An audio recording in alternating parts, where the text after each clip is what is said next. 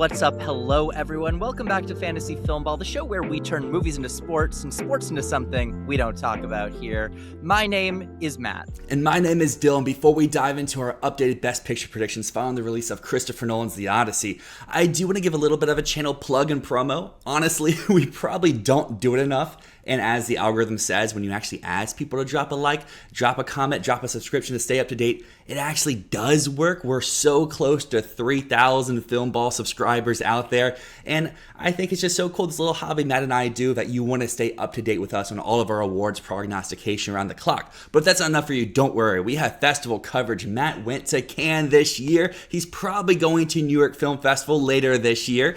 I'll be attending some various regional festivals around the area. And of course, we have film reviews here on the channel, as well as a lot of people out there. Seems that memberships are growing in this community space. But guess what? Here in Filmball, you don't have to pay anything to be a part of our community. Join the Discord link down in the description, a server where Matt, myself, and the entire Filmball crew interact on a daily basis. Also, we'll have more information about this in the coming weeks, but the game of Filmball, it's right around the corner, and that's such a fun opportunity that you do not want to miss. We currently have about 500 people in our Discord server at the moment, so even if you don't want to play the game of Filmball, even if you don't want to talk to Matt and I, there's so many fun people in that space. It's a little awards community. We love it. And the last thing I want to plug is our brand new Fantasy Filmball website that has our updated community best picture predictions following the release of The Odyssey. You'll see them pop up on screen now. And if you want to see more of the categories, check our Filmball website. The link is in the description to take a deeper dive to where the community stands at large inside the Oscar race. But with all that out of the way, Matt, what's new in the Oscar sphere? Well, of course, The Odyssey. We'll talk all about that, but before we get into The Odyssey, I'd really like to talk about the TIFF lineup, because just yesterday, TIFF released their special presentations and their galas. Now, this is not the entire TIFF lineup. A lot of the time, people will look at this and say, oh, certain films are missing and they are not coming to TIFF. That's not necessarily the case. There will be a few more films added in the special presentations and the gala lineup. And of course, there will be a lot of international films, genre films, documentaries. The TIFF lineup is huge and there's a lot more to be added. But this first wave is really telling of things that are there and things that are not there. Because keep in mind, like I said, they will probably add 4 or 5 more special presentations later on, but they're not going to add everything that's missing. So, Dylan, I'm curious for you, what are some of the notable things that are missing that might have shifted your predictions around a little bit? I guess I haven't really shifted much yet off of the assumption that one of those movies could be what's added down the line. Like you said, all of them won't be, but something like Wild Horse 9, something like Behemoth, something like Diggers, something like The Social Reckoning, Cliff Booth, Sense and Sensibility. Them not being there, maybe there's a corner of my mind that's okay, that's a little bit concerning, but also I don't want to overact, because in a week or 2 weeks, it could be, hey, Sense and Sensibility, it's going to be at TIFF. Hey, guess what? Wild Horse 9's making the jump over from Venice. I think for some of those movies, maybe they want their first announcement to be the bigger festival, whether that's Wild Horse 9 going to Venice or something going to Telluride, where it's hey, this is where we want it to be known, where it's premiering. But guess what? We're also coming to TIFF a little bit down the line. So I'm not in panic mode yet, but for some of those titles like I just mentioned, maybe I'm okay, you're not here. Now I need you to show up at Telluride, or I need you to show up at Venice pretty soon. Yeah, every year there's certain movies that feel like TIFF movies that miss, and very rarely do those movies end up actually being a thing if they feel like they should be at TIFF and they're not there. The last time that a movie felt like a TIFF movie and didn't do TIFF and then did extremely, extremely well was King Richard. That was a crazy choice of them not to put that there. But this year, let's look at some of the films that are missing, and we'll talk through what does that mean. And let's also talk through some films that are there and what that might potentially mean. So Searchlight currently, I don't think, has anything at TIFF. They aren't putting Wild Horse 9 there. They aren't putting Behemoth there.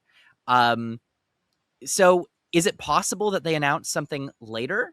Maybe, but think of it this way. Both Three Billboards Outside Ebbing, Missouri and The Banshees of Inisherin, both of those films were announced in the initial wave of TIFF announcements. So to me, it feels more likely that Wild Horse 9 is fully skipping TIFF than it's being announced later. Meanwhile, something like Digger not making TIFF doesn't change my opinion on it at all, because the last time that Alejandro González Iñárritu had a film at TIFF was probably Beautiful.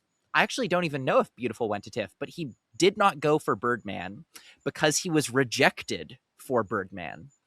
And then he did not go for The Revenant. And then Bardo, he did not submit. And I think that he holds a grudge against TIFF because of Birdman being rejected. So him not being there, no surprise. We've also heard that Digger might not even do Venice. They might just go straight to a theatrical release, which would make sense because I think Warner Brothers is scarred by Joker Folie à Deux, doing terribly at Venice and then tanking in theaters. So I think that they are trying to avoid that. Behemoth, I'm not sure how I feel about Behemoth missing TIFF. Not sure how I feel about that one. But you know what's a big indicator? Focus Features is sending Elsinore to TIFF. They are not sending Sense and Sensibility, which has a release shortly after the festival, which seems perfect for the festival. It's not going. It's not going. And what does that mean? I don't know. That's it's not a good sign, in my opinion. And for another distribution company that is not sending many things to TIFF, Netflix normally has a huge presence at the Toronto International Film Festival. They have La Bola Negra there. They have Possible Love there. They are not sending The Adventures of Cliff Booth. They are not sending Here Comes the Flood. I don't think Saturn Return was on the list. Animals wasn't on the list. The Last Mrs. Parrish wasn't on the list. They are sending Ink, which is a new acquisition for them. So that is interesting because Ink is now going to Telluride, TIFF, and Venice. Clara and the Sun. Taika Waititi has not missed TIFF ever. And now Clara and the Sun, which releases shortly after TIFF, is not playing TIFF. Make that make sense. But there's two films before we dive in that their inclusion in the TIFF lineup and some of the things that programmers are saying about one of the films is bumping a little bit for me. So first off, Josephine, I think, comes back to life because our worry was that it would be Rivals of Amziah Kinged, that it would be shoved off and, you know, it has a no-name distributor and we were worried they wouldn't do anything with it. It's in the TIFF lineup in special presentations. It's not in one of the other side categories. This is a chance for this film to get some footing in the fall festival season. Does that necessarily mean it will get that footing? It doesn't. But it's definitely better positioned now than it was a week ago, knowing that it has this showy big spot, knowing that it's going to come into TIFF with quite a lot of buzz. The question is just, can it sustain the buzz that it got at Sundance? The other film that I want to flag is Your Mother, Your Mother, Your Mother, which I follow a few TIFF programmers on Instagram and other places, and I've seen those TIFF programmers say things like, my People's Choice Award. People's Choice Award, wrap it up. Could Your Mother, Your Mother, Your Mother be this year's American Fiction?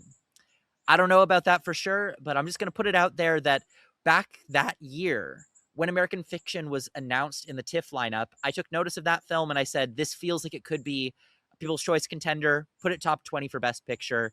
And I'm feeling the same for Your Mother, Your Mother, Your Mother at this point. A film that had been on my radar, that I hadn't been watching too closely, but the way that these programmers are talking about it feels like it could be bigger than I had expected before now. I guess my hesitation for some of the stuff that you just said is, I guess starting with Your Mother, Your Mother, Your Mother, if this does hit, does this become American Fiction, or does it become something more like The Life of Chuck, where because the studio has other priorities elsewhere, they're not going to give it the necessary campaign it needs to succeed, where we already know Amazon has Project Hail Mary that could get up to 8+ nominations, could be contending for a few wins. We saw that year with Life of Chuck Neon already had a Noir competing for the Best Picture win, and they basically left Life of Chuck out to die the next year. There's another case if Life of Chuck released that year, would it be a thing? And that's something we'll have to see. And I guess my other point I want to circle back to a little bit is mentioning some filmmakers who are apparently skipping out this time, or at least haven't been announced yet. And I think it kind of goes back to what you're talking about with Warner Brothers and with Joker, is these filmmakers may routinely go to the festivals, but the festivals keep getting lower and lower in their appreciation and their admiration for their movie. Maybe they're like, I don't want to do that route anymore. You can point to someone like Taika Waititi, who, like you said, had amazing performances in the past with like Jojo Rabbit, but then his last few films, whether they went to the festival or not, people have been less and less high on. So maybe to try something a little bit different with Wild Horse 9, we've seen McDonough be number 2 in Best Picture twice. Maybe this time around it might be, hey, how do we get over the hump? Well, we've gone Venice to TIFF. Now let's try something different. Let's go maybe Venice to Telluride to NIF, then out, or something like that. I think that's something that we're going to see a lot going forward, not just this year, but in the years coming, of when we see bigger name filmmakers take their film to a festival, even like to Venice last year with Del Toro and Yorgos Lanthimos. That Venice audience was the lowest on that film of anyone. Both of those movies left Venice, and everyone else was like, this is amazing. Venice audience, what are you talking about? And Venice audience were saying those were 2 major misfires for those directors. So I think that's something we're going to continue to see evolve over the next few years, of filmmakers who traditionally have a route go differently because the traditional route is kind of pinning them against the wall and putting them a little bit further down than maybe where they should be. The other thing before we dive into our predictions is we had a few trailers come out over the past few weeks since we've done our last Best Picture prediction video. And I guess the major ones would be Digger, would be Behemoth, and I mean, for some people in the corner of the internet, I guess Avengers. Yeah, I mean, we could talk about Avengers first, because I have received 4 different people messaging me a photo of Chris Evans in that trailer and going like, oh my god, you're in the Avengers. And look, stop. My ego is getting too big. Stop it, everyone. But yeah, Avengers, nothing to talk about there. It looks so overstuffed. I don't know how they're gonna fit that into one movie and make it coherent. The whole film's gonna be a montage, which sounds a lot like another film that we're gonna talk about later today. Oop.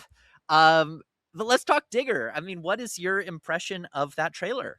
To be honest, I still haven't seen it yet. I was holding out for it to be before the Odyssey. They showed trailers before our IMAX 70. We didn't get Digger. I'm seeing the Odyssey again today, so I was like, I can hold out. If I don't get it tonight, then it will be time for me to watch. But I did watch the trailer for Behemoth. And I mean, we talked about this in person a little bit. I just don't see how people watch that trailer and they immediately go, whoa, it's Nail Tar. Like, he plays music. It's just people being like, the only thing I know is that it's set in an orchestra. It must be tar. It's not. It's not. Nothing to do with that. But yeah, the Behemoth trailer really emphasizes the sound design. I think the sound is going to be fantastic in that trailer. Not in that trailer, in that movie. The sound is going to be amazing. It looks like it really emphasizes it. I'm a little bit less sold on it than before. Just in general, like, it doesn't look like the story is revolutionary or important or like gripping in a certain way. But it looks like a really solid, very good movie. And, you know, I can see it get quite a handful of nominations, but I don't see it being a big win contender anywhere. You know, this is at best like an 8 to 10 nominee, in my opinion. But yeah, I'll talk about the Digger trailer because I've seen it.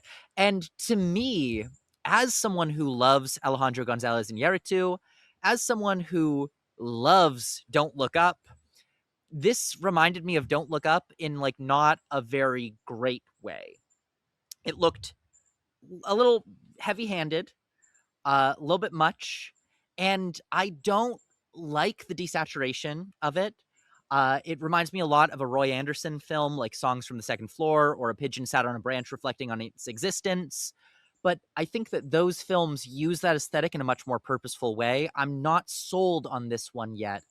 It just looks like a big swing and not a full miss, but it does not look like a home run to me. It looks interesting, but I can't see this being a film that audiences love. I can't see this being a film that audiences flock towards, especially because you're saying it's Tom Cruise, but you know, it's Tom Cruise buried under layers of makeup being like a weird Texan. I don't know. I'm not sold on Digger yet. I'm really not sold, and that's reflected in the fact that I have it out of Best Picture and most other categories, and I do not have Tom Cruise winning Best Actor, though I do have him nominated. So that's my thoughts on this one. I guess the one thing I'll say about Digger before we officially dive into our predictions is just, hearing stuff around the rumor mill, it sounds like this trailer is like the first 20, maybe 30 minutes of the movie entirely. So there's a lot that they may be holding out, which at least to me sounds so fun, so interesting. I hate seeing trailers that show me the whole entire plot in the movie. And also, to your Don't Look Up comparisons, and also coming from Alejandro Gonzalez Iñárritu, these seems like movies that people either love and adore or they hate. So maybe you're going to be a part where you loved something like Don't Look Up. You may be more in the hate part of Digger, but I think there could be a shot where some of those people who hated Don't Look Up now really like this, and vice versa going forward. And I think this is a movie where if it does hit for Best Picture, this is something that we could see get 1 and number 2 place votes, but also people have it in like 20, not even including their top 10 lineups. Yeah, it's going to be an interesting one to see how this plays out. I actually do think I'm likely to enjoy it at the very least. Heavy-handed stuff doesn't bother me as much as it bothers other people, but I'm still on the fence. I'm just on the fence about it. I don't know how to feel. And frankly, I'm finding the marketing of it being like Tom Cruise, Tom Cruise, Tom Cruise. I'm finding it annoying. And I don't normally get annoyed by this stuff. I had no problem with Timothée Chalamet for Marty Supreme last year. I had no problem with Bradley Cooper for Maestro. Tom Cruise is bugging me a little bit with the amount that they are pushing him as like they had him do a speech at FIFA. It's promotion. Don't It's all worry. Don't worry. promotion. It's only going to get bigger. The movie's still like 4 months away. So if they're doing this now in July, just imagine what they're going to do in October. That's so fucking sick. That's so fucking sick. That's so fucking sick. As Tom Cruise said while watching the Odyssey. He's right. He's right. I think that's our perfect segue into our Best Picture predictions here. The new thing that you'll see with our prediction is obviously the graphics a little bit updated, and you'll see some color codes. If the film is black with an orange trim, that means we have seen the movie. That way you know out there when we're talking about a movie if we've laid eyes to it or not. You can see on my graphic, I've seen some movies, and if we switch over to Matt's, you'll see he's seen a little bit more. Shout out Ken. Shout out Ken. Hell yeah. Okay, I mean let's talk the Odyssey, because a big thing that you're gonna notice is Dylan's got it number 1. I got it number 3. And why is this? Why do I resist? Why, for a second time, do I say Nolan no? Why do I say Nolan no? And here's my argument. I feel like this is extremely reminiscent of something that happened to a little filmmaker named Steven Spielberg in the 90s, which is that he had been ignored for most of his career. He was this big blockbuster director who suddenly had a serious movie in Schindler's List. Like how with Nolan, he had been making movies his entire career, these blockbusters. He had become a name that sold. Like in the 90s, Spielberg was a name that sold a movie on its own. You didn't need to know what it was. It's a new Spielberg movie. I'm going to go see it. Nolan was the same in 2023 with Oppenheimer. And Oppenheimer sold on the back of his name. And because it was a more serious film, because it was different from what we were used to, it cleaned up at the Oscars. Cleaned the fuck up. Schindler's List and Oppenheimer are the same moment in a career. And I think that The Odyssey and Saving Private Ryan are the same too. Saving Private Ryan is his next serious big film after we get...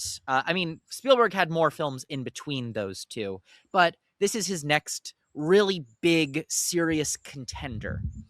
And the question is, does Spielberg win a second one, and then in comes someone like Harvey Weinstein saying, he just won one. Why do we need to award Spielberg again? And starting this whole smear campaign against.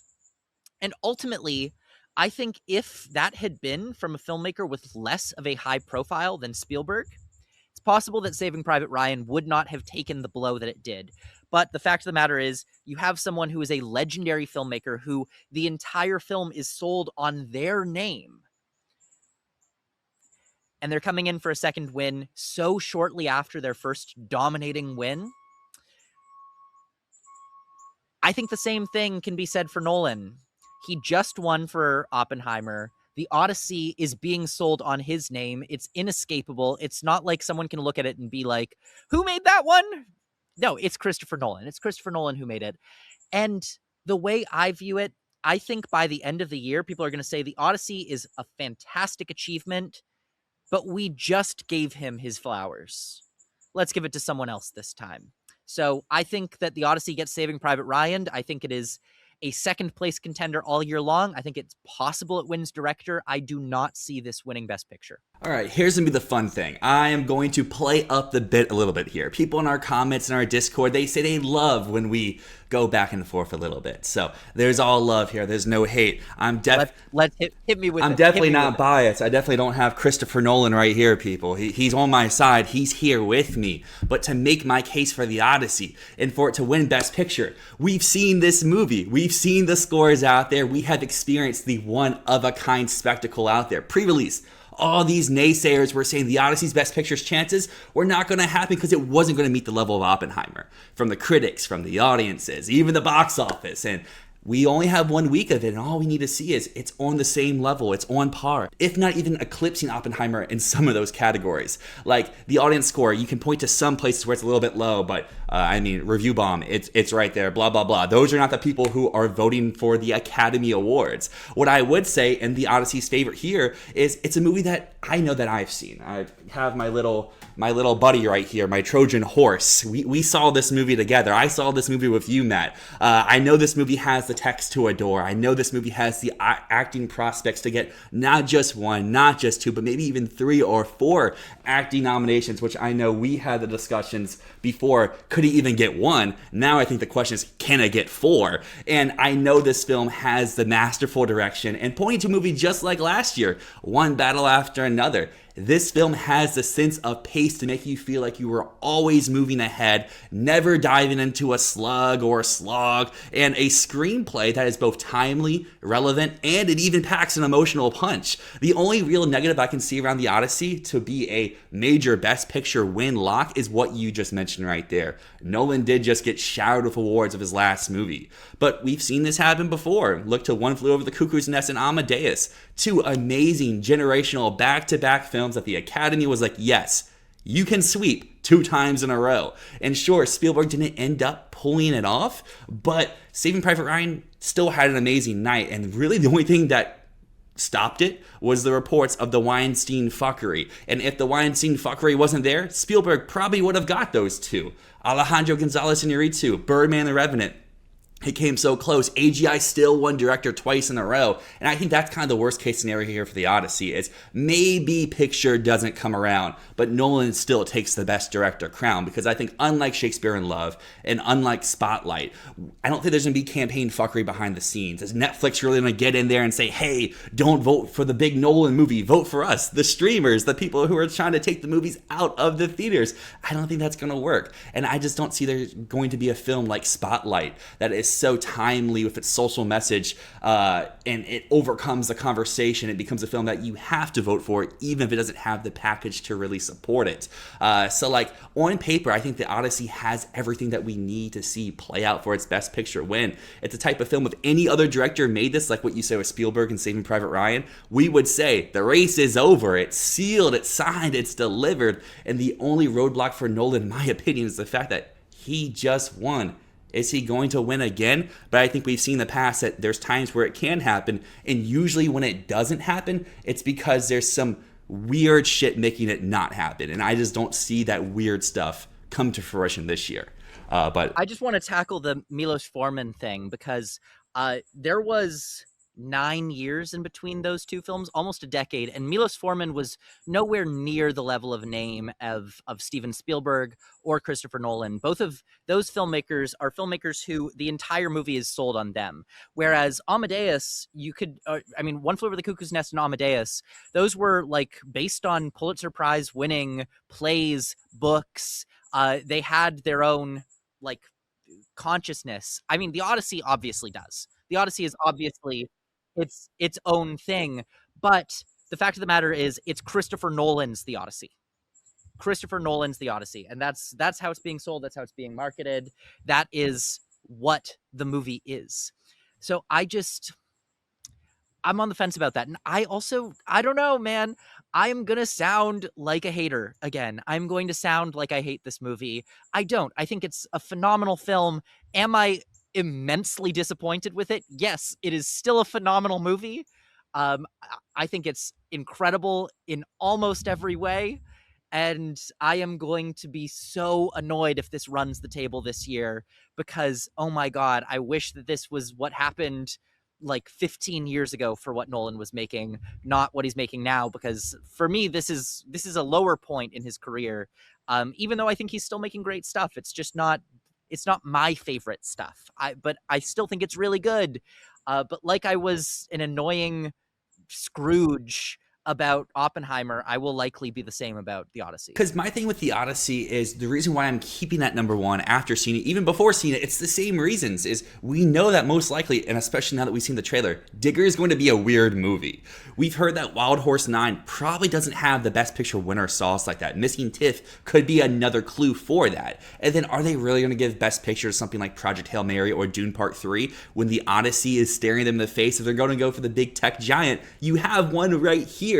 And I agree with you that the alternative at this moment would be La Bola Negra. It's right here. It's a people crowd pleaser at Cannes. It's fun. It's energetic. Maybe I sound like the hater on this part, but like, which The Odyssey I don't think is. I mean, personally, I don't think The Odyssey. I think we've seen so many tweets and so many reviews out there saying how people are crying at multiple moments throughout The Odyssey due to the changes that Nolan is bringing to that story. But to talk about La Bola Negra here is this is the part where maybe I sound like a hater, and then maybe I will be proven wrong later down the year.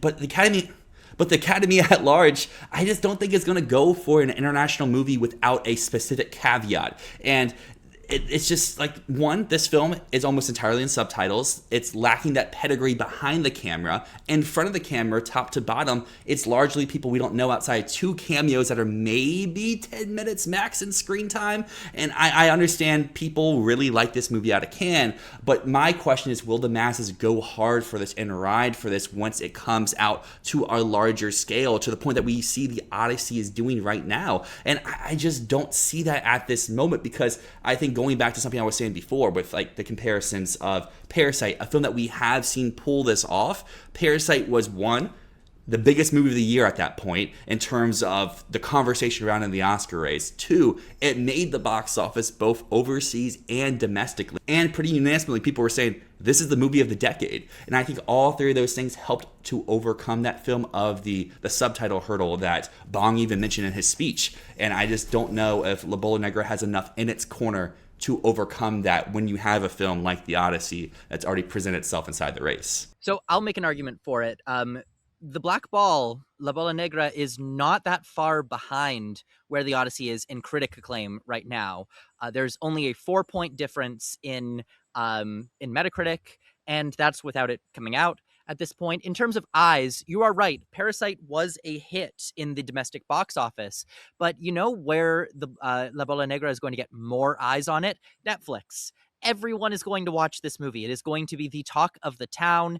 And even if it's not the talk of the town with just general audiences, people in Hollywood, the people actually voting, they are going to be showered with this film.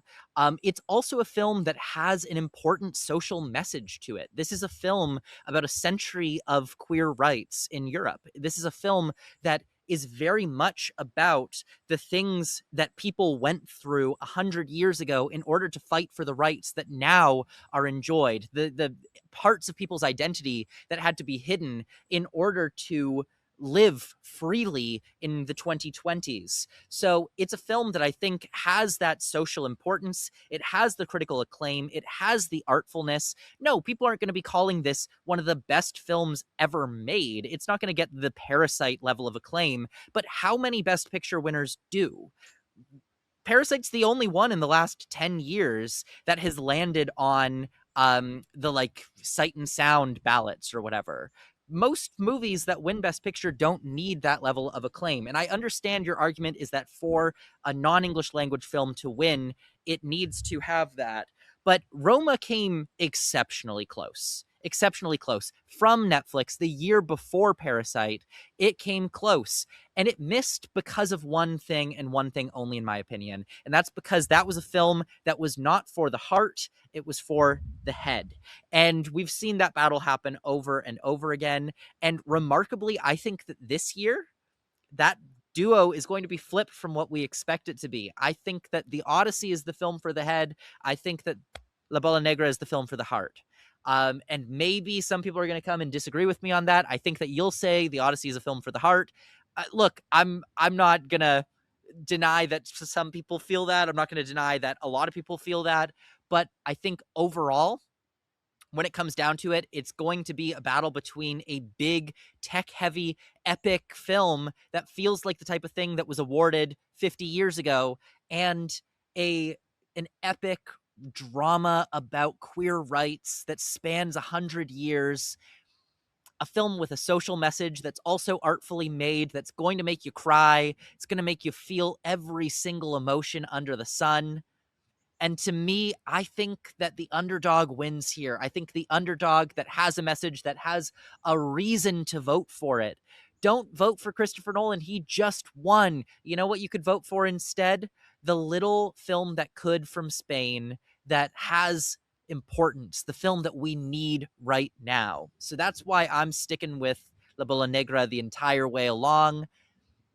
And look, I think that there's going to be a battle between them in adapted screenplay, in director. Although I think adapted screenplay, personally, I don't have either of them winning right now. But director, I think, is going to be a death battle between Los Javis and Christopher Nolan. In the end, I think Los Javis sneak it out. I don't think that Christopher Nolan just runs table again. Because I do think that this is a contender that has the sauce. I think it has the juice. I think it has the importance that people are going to put onto it, especially in a year like this, especially in a midterm year. My God.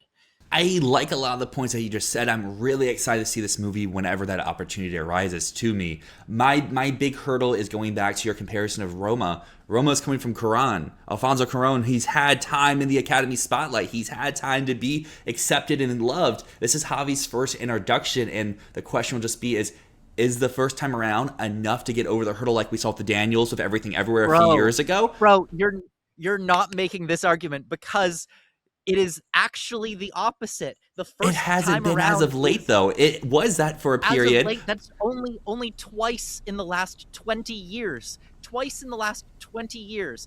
No, twice? 3 times in the last 20 years. Because the only examples of someone having been nominated before and winning are PTA, Christopher Nolan, and Iñárritu. Those are the only 3 times it's happened in the last 20 years. So, 20 years, that goes to No Country for Old Men. 4 times. Coens. 4 out of 20 have been nominated for Best Picture. 2 of them in the last 2 years. Every other time. It's a change in Academy. If we're going with the modern Academy, it is Dakota year. So that's 2 out of the last 5. And it's the last 2. I'm not saying that... 2 out of the last 5. But, like, for the sake... That's still less than half. It still is less than half, but it's the argument of the evolving Academy and how we see the shifts of the winds with each individual season. And your sample size is too small, my friend, on this one. It is too small, but it's the same argument people make for the Globes, saying, oh, we can only look the last 3 years of the Globes.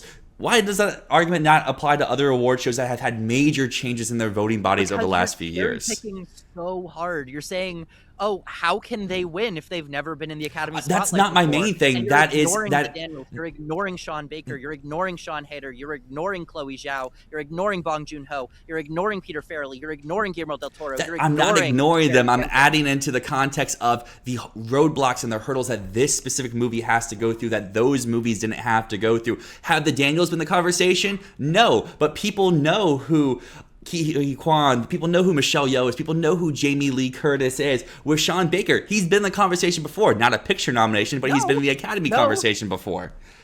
He had a total of 1 nomination for all of his movies. That is in the conversation. That's in the conversation.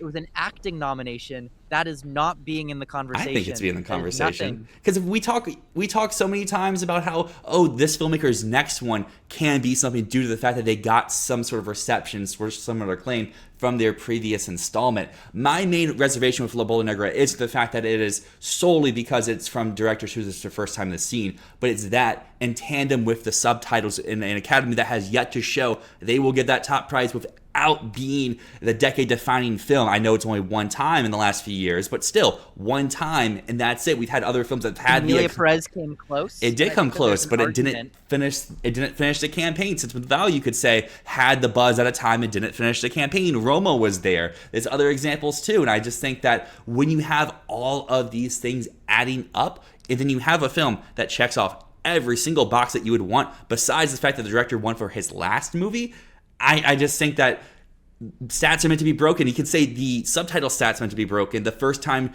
nominee stats meant to be broken, but also one film has everything in their corner. Why can't they break that one stat of, oh, they won for the last one? I'm gonna be stubborn on this. I'm gonna say that it just, to me, like I just don't see the Odyssey being as strong as you see it, and I think that's going to be our difference here. Is that this is like a generational film for you, and for me, this is like almost like, no, this is like a bottom four Christopher Nolan movie. But for me, I'm excluding my personal reactions to this movie. I'm looking at what we've seen, at least from the general public, both industry and normies, throughout just its opening weekend. But still, I think the reaction that we're getting here, I know Sinners didn't win last year, but this is the same reaction we had from Sinners, which I think if you said Sinners comes out against any movie for the last decade, it probably wins with the exception of Parasite. It just happened to go against one battle after another that was even Parasite, stronger.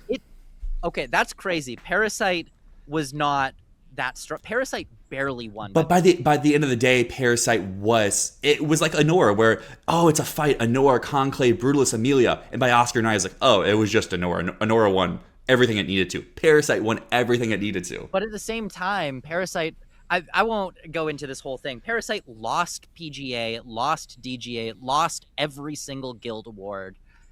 I think that was a very close race, and I don't think that we can. It was a close race. I'm not the strongest Best Picture winner neglecting 1917's. It was not dominant. I'm not neglecting 1917's involvement in that, but I think if you move Parasite and we include Parasite's historic landmark changes for the Academy makeup and award season's makeup, and we pluck a film that's just like Parasite with the same amount of acclaim into 2025, 2026, that movie's going to win PGA. That movie's going to compete stronger at the Globes because it would be eligible at the Globes, and that movie would probably compete for the BAFTA victory too. So I think that, yes. In a post-Parasite world, Parasite would win everything. That's what I'm more so meaning. If you take Parasite and put it into Sinners' year, and Sinners keeps everything, all the hype, all the acclaim that it had, but you bring other contenders like Parasite, like Everything Everywhere, like Coda, Nomadland, Green Book, you put them against Sinners, I think Sinners probably takes most of those down, but not Parasite and probably not Oppenheimer. The other thing I will say about the Odyssey, I think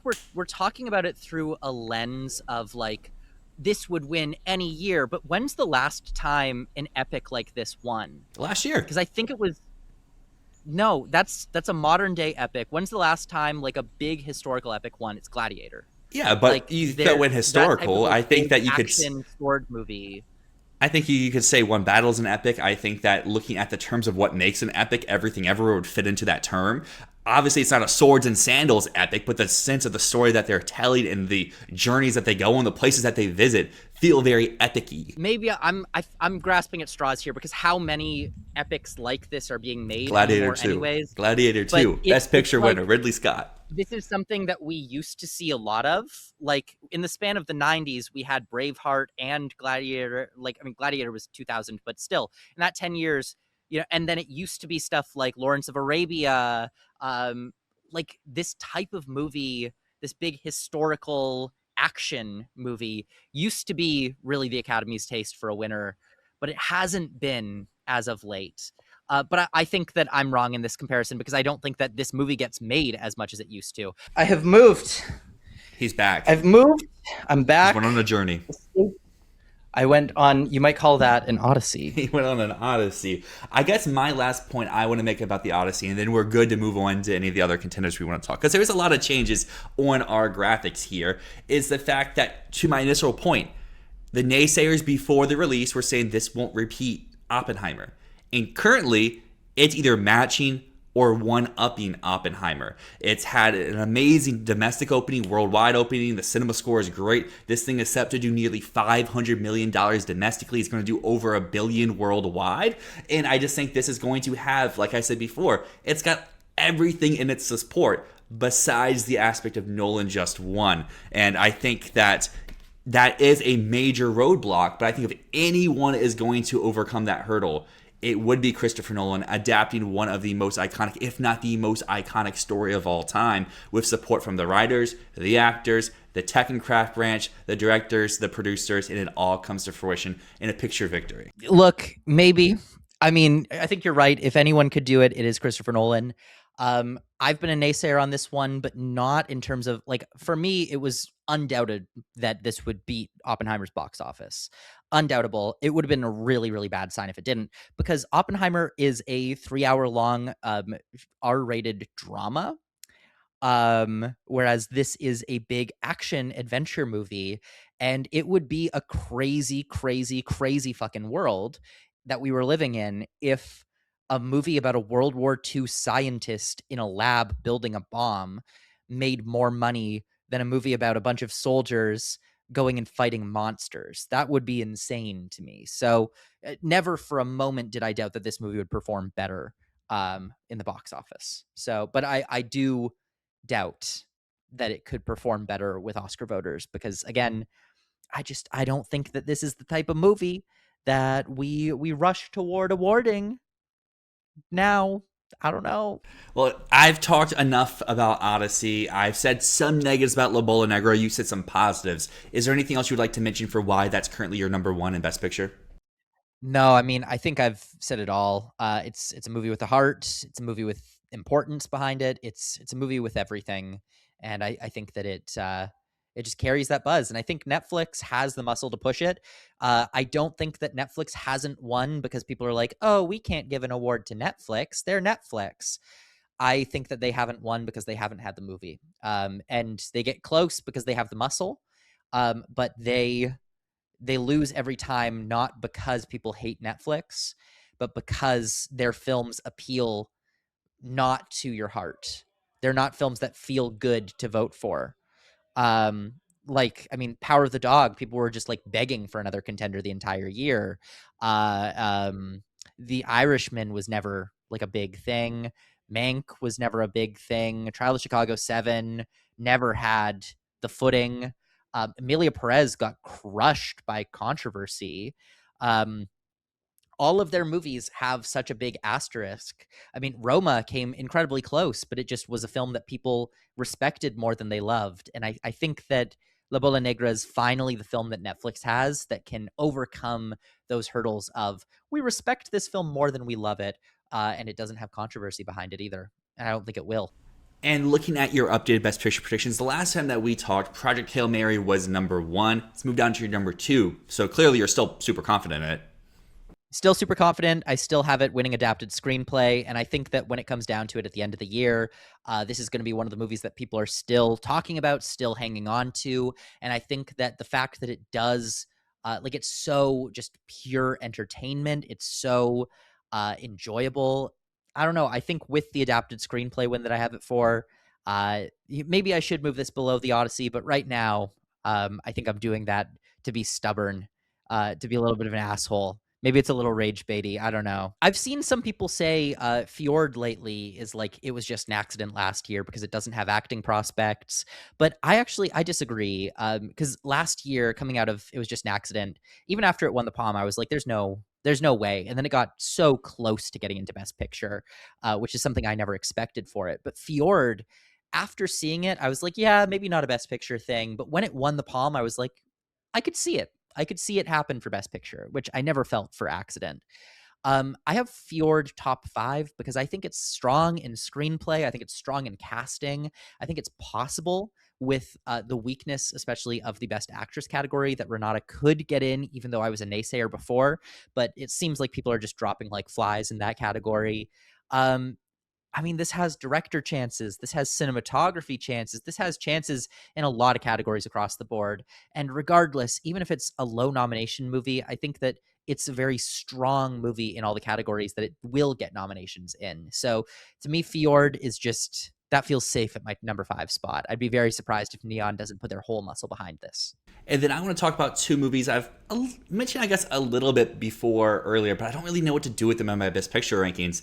And that's Wild Horse 9 and Digger. Because, like, they're in my top five, but, like, I can see a world where, like you, I could move them out for Digger at least, or move Wild Horse 9 very far down. Because I just, like, these feel like two films that have such a high ceiling and such a low floor. Digger, like we mentioned before, for me at least, from the reactions that I've heard in this trailer and how people are talking about it, this seems like something that could be number 1 or number 2 on ballots. And also for other people, they won't include it in their ballot whatsoever because of how much that they don't like it, and it crashes and burns outside our race. And I think in a year this could be something like After the Hunt. People go like, why were people even predicting this? It's such a weird film in its premise, and it's so odd and it's so out there. But like, we know AGI has the pull like that with the Academy. We know, like you said, Tom Cruise is going to pull out all the stops in the campaign. It's only July. And like you said, he is doing trailer premieres. He's going to see the Odyssey. He's doing stuff for the World Cup. He's got random TV spots for a film that comes out in 4 or 5 months. And like, even if this film is met with a box office disappointment, the reception is not as glowing as what some of Inarritu's previous movies have, I feel like it could hold on to that Best Picture nomination, but would be off the back of Tom Cruise's strength in lead actor. But like, if he's not winning lead actor, then like the movie doesn't need to. But if he's not winning lead actor, who could? And my mind goes over to John Malkovich in Wild Horse 9. And if Malkovich is the winner, then that would keep Wild Horse 9 afloat in the race, even if it's not the type of film that people are expecting, at least in this point of the season, because there's still some people who have this as their number 1 and Best Picture. But maybe Wild Horse 9 could survive even if Cruise is winning off of the back of something like Martin McDonagh winning the original screenplay prize. Be like, hey, this is your time. You're going to get your screenplay. Film gets to stay afloat in picture. But these are two films I'm kind of like struggling with, like, what is that number 3, assuming that like our number 1 is Odyssey and our number 2 is La Bola Negra like last year. One Battle Sinners. And then there was question marks of what was 3. Was it Hamnet? Was it Sentimental Value? Was it Marty Supreme? Was it something even else? But like, all those films had like asterisks for them and asterisks against them. And I know we're in July, but like, I'm struggling to see the overwhelming asterisks for these movies because they're going for the same thing. They're going for original screenplay. They're going for lead actor. They both can't get that. So one of them is probably going to drop down the rankings. I just don't know what to do in this moment. Yeah, I will say Wild Horse 9, the big thing for me on that is I find it very easy to see 3 wins for it. Malkovich, Rockwell for supporting actor, and original screenplay. I have all 3 of those right now. Supporting actor just feels like a field that he's got the co-lead role. He's got the Kieran Culkin role. He's got the like Zoe Saldana. The movie's really about him, but he's going supporting. And that feels really promising for a supporting actor win, because typically they just go with who does the most on screen, and it seems like Sam Rockwell is doing the most. Malkovich, I think, is going to be presented as the alternative to the boisterous and loud Tom Cruise campaign. A couple weeks ago, when we were doing acting talks here, people in our comments were like, "The Tom Cruise isn't going to be hit for being weird. He's not going to get controversy. He's immune to controversy. He's overcome all of that." It's not the controversy that's going to take him down. It's nothing to do with like, oh, he's like a Scientologist or he was bad to his like kids, or it's not going to be any of that that takes him down. What's going to take him down is what took Timothy Chalamet down, which is that people found him annoying. I don't think it was that Timmy was young. I think it's that people found him annoying. They found him boisterous. They found him too loud. I think that the effect of humility cannot be understated in this race if you're a front runner. If you are the one who's far ahead and you know it and you act like it, that is a big, big knock against you. I mean, it's not like Adrian Brody swept the season while being boisterous. Like, he was annoying after he won. he kind of shut the fuck up while he was on the campaign trail and let Timothy Chalamet have the annoying moments of being like, I want to be one of the greats. Yeah, I think I'm on route to be one of the greats. Like, he let Timothy Chalamet take the heat as the annoying one, and he waited until he won to be annoying. Ultimately, Tom Cruise is going to be annoying the entire way through the season. And that, I think, is what's going to hurt him, is that he's not humble. Um, Whereas I think Malkovich is going to shut the hell up, and that's going to help him through the season. So, yeah, Wild Horse 9 for me is top 5, just on the back of the fact that I see 2, if not 3, easy wins for it. So with our Odyssey and La Bola Negra difference at the top, your top 5 includes Project Hail Mary, why I still have Digger in my top 5. But looking to our bottom half of our best picture lineup, and that's where we start to have some differences. We both have Dune in there, we both have Behemoth, but then you have stuff like Obsession, Club Kid in the debut, while I, on the other hand, have our beloved The Invite still in my top 10. And I don't know what to do with my 10th slot right now, because I do agree with what you said about Sense and Sensibility. It not showing up in the initial TIFF lineup, it makes me concerned, makes me scared. I'm just not sure of what should I replace it with. And at the moment, I think I would be leaning with Obsession, but I would like to hear your arguments for those 3 movies of Obsession, the debut, and Club Kid for your current reasons for having them in Best Picture. Well, I really, really fought with myself on what to do with that last spot between the debut and Elsinore. I was really, really fighting between it, and I was like, what do I think has a better chance of doing 2, A24 or Focus? Focus just did it last year, but A24 did it a few years ago, and we've seen A24 has been able to do that with, like, last year Focus had Hamnet, which was top 5, and Begonia, which was bottom 5. And then, but A24 has done this before with Zone of Interest, which I don't think was top 5, and Past Lives, which definitely was not top 5. And so I think the way I'm leaning is just like, I think A24 is much more capable of campaigning 2 when they're not top 5 players, when neither of them is.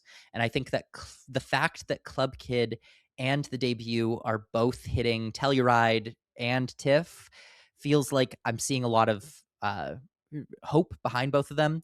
And honestly, what it was at the end of the day is I was just thinking, the fact that some movies missed TIFF means that in the Best Actress category, Julianne Moore kind of gained a little step up. Like, I moved Michelle Williams down and I moved Julianne Moore up, and I think that she's win competitive.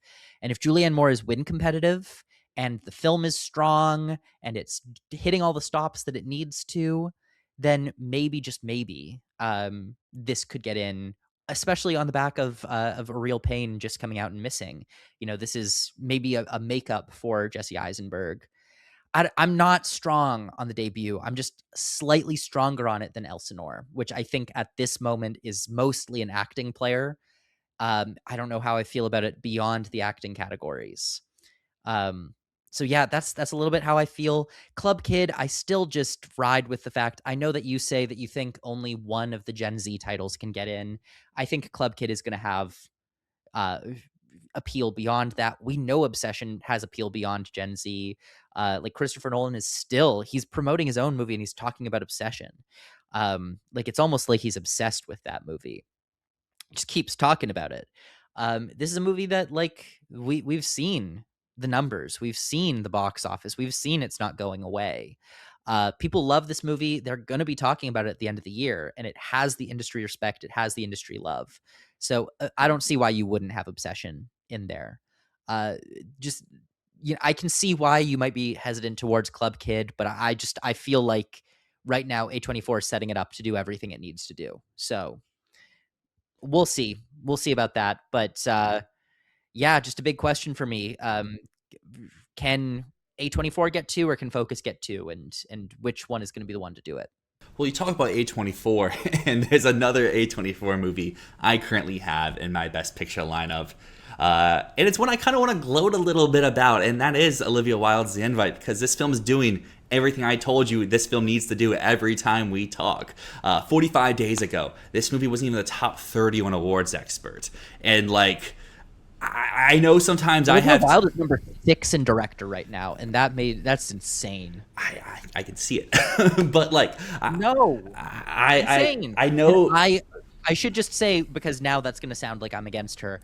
I think that her direction in this is some of the best of the year, and like I went into this expecting a movie where I loved the screenplay, and I came out of it being like, wow, the direction was great. I think that's why she could have a chance.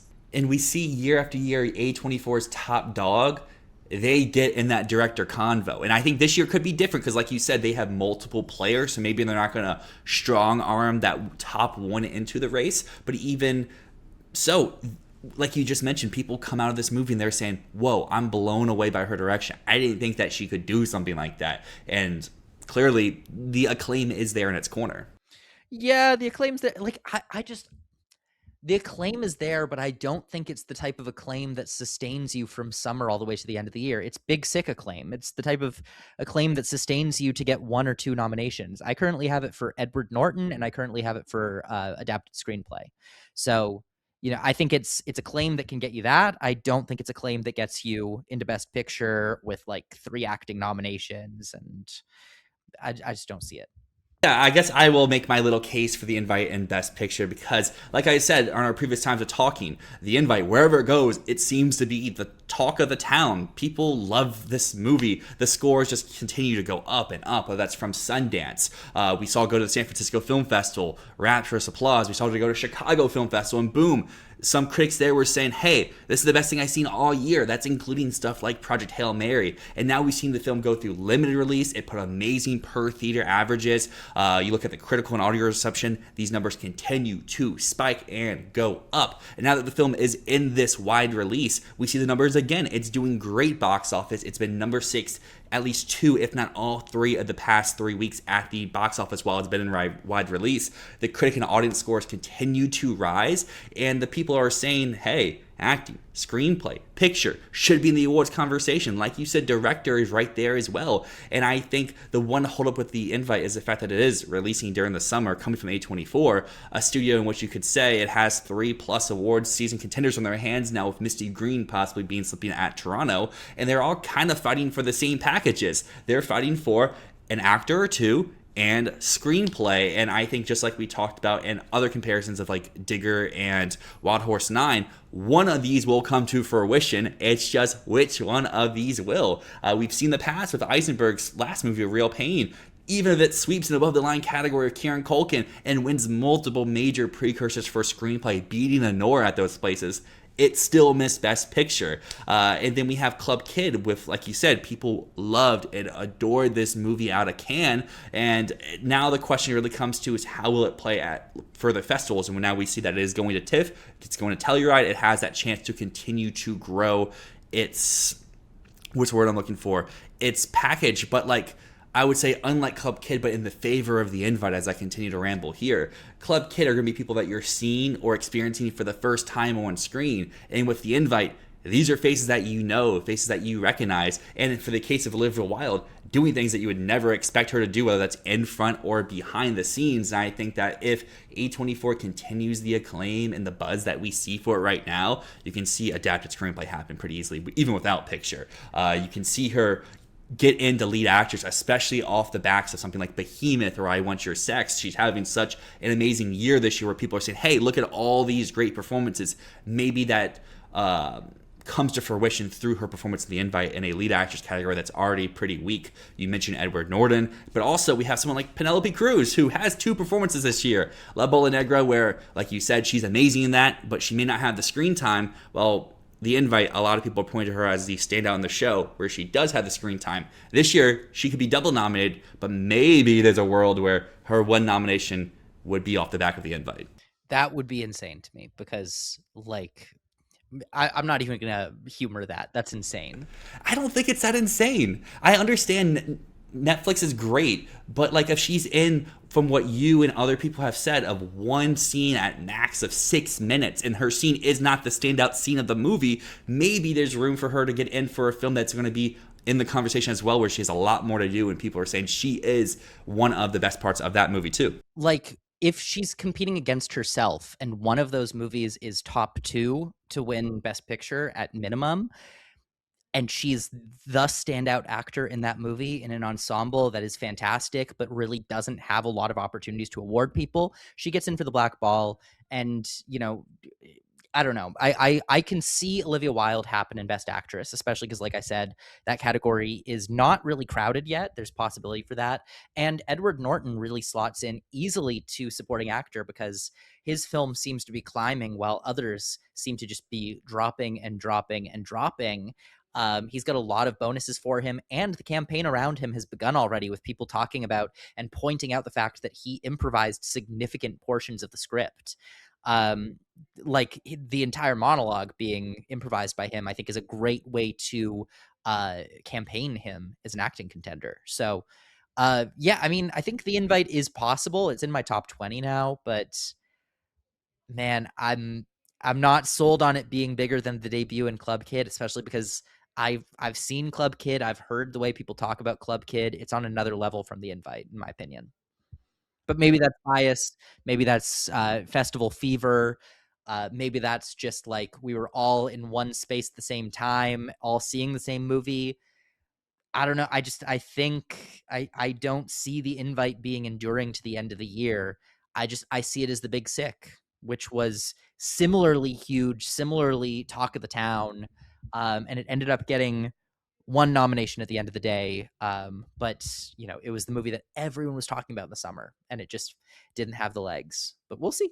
And that's the thing I'm very intrigued to see with La Bola Negra as it goes to more festivals is, does Cruz remain the main person they talk about? Because I know that you said that. I know that Arno has said that. But like if you watch the Twins video, they're pointing to other people in the cast. If you point to Next Best Pictures review, they're not mentioning Cruz in the first three names that they have in their article. So I think that we've seen that people are pointing to different people. And I do agree, Netflix is the kings at getting these acting nominations. So I think there's a world that they both could get in, especially with the new rule. My hypothesis is like, if we get to the end of the year and only one of them is going to happen, which one would it be? Most likely, like you said, it's the one with the higher ranking in the Best Picture race. But if the other performance has more showcase elements, maybe that's the one that jumps off the screen a little bit more to the acting branch.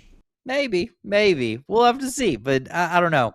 The last thing I want to say about anything in my top 10 is I was like waffling around the possibility of what if Dune Part 3 is Avatar 3. I've been waffling that around, and seeing the prologue attached to the Odyssey. Yeah, there's no fucking way. This is in. This is so in. This is so goddamn in. Um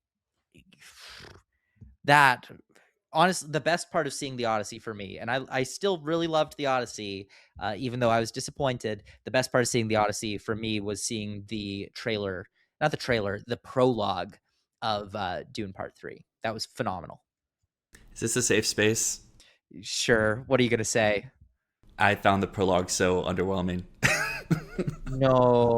Like, I understand they picked that because of the IMAX ratio, but like, I don't know. It just didn't do anything for me. It looked cool, but I know Dune's cool. Like, I don't know. It didn't sell me or anything with like the Odyssey's prologue. The Trojan horse sequence was so enthralling with I'm trying to think of other movies that have had prologues here recently. But like, I'm blanking on them. Tenet one, amazing. But like, I don't know. Like, it's so cool. It's not me to say, oh, Dune Part 3 looks awful. It's still probably my most anticipated for the back half of the year. It's just like that trailer didn't show me anything to sell me extra. It was just show me what I already expected. Where those other prologues were selling me more.